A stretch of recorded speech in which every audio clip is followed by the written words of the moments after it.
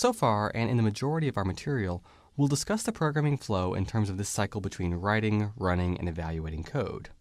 In Python, this is generally called scripting mode. We write some code, then we run it, and it generates some results.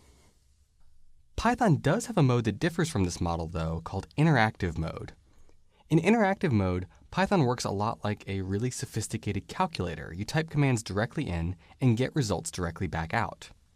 If compiling was like reading over instructions in advance, and executing was like running the instructions themselves, then interactive mode is like having your friend shout the instructions to you one by one without ever showing them to you all together. So here we can see interactive mode in action. When the interactive mode window shows these three arrows, it's waiting for us to enter a line of code. When we enter one and press enter, it gives us the output immediately.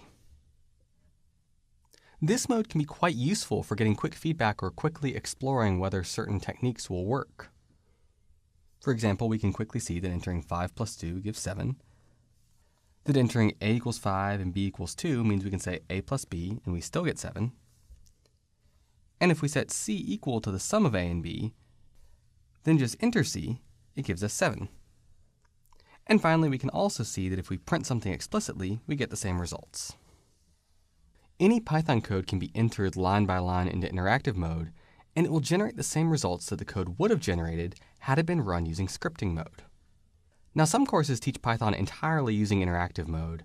However, we'll generally always use scripting mode instead. The immediate feedback of interactive mode is very useful in learning the basics of Python and coding, but the goal of this course is to give you an introduction to computing. The programming flow between writing code, running code, and evaluating the results is far more common in computing than the more immediate type of interaction provided by interactive mode. Still, you should feel free to play around with this just to experiment with what you can do.